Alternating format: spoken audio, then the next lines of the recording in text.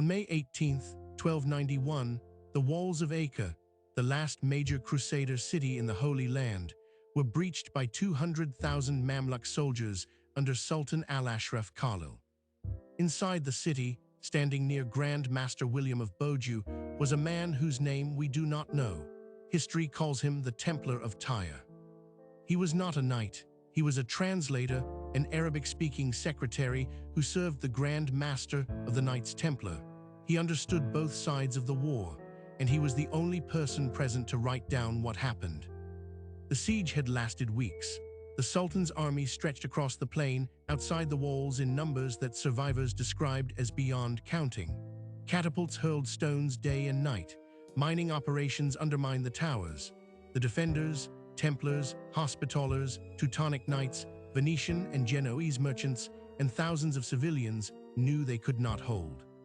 On the morning of the final assault, the Mamluks broke through the walls at the accursed tower. The Templar of Tyre describes what followed. Grand Master Beaujeu led a counterattack. He was struck by a thrown javelin beneath his left arm. The Templar of Tyre was there when it happened.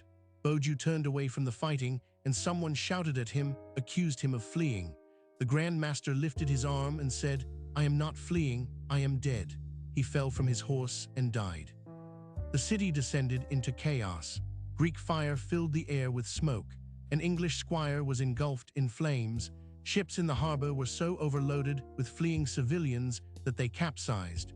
People drowned within sight of rescue. The Templar compound was the last position to fall. On May 28th, the remaining defenders and a mass of civilians retreated into the Templar fortress by the sea. When the Mamluks entered, the walls, weakened by mining, collapsed. Everyone inside was killed. Defenders and attackers died together under the falling stone. With Acre's fall, the 200-year Crusader presence in the Holy Land ended, completely, permanently. The Templar of Tyre escaped. He reached Cyprus, and between 1315 and 1320, he wrote his account, the only eyewitness chronicle of the final destruction of Crusader Outremer. He never gave his real name. He never explained why.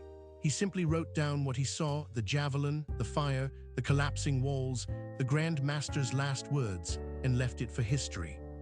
"I am not fleeing, I am dead." Those were the last words of the last Grand Master in the Holy Land, written down by the only man who heard them.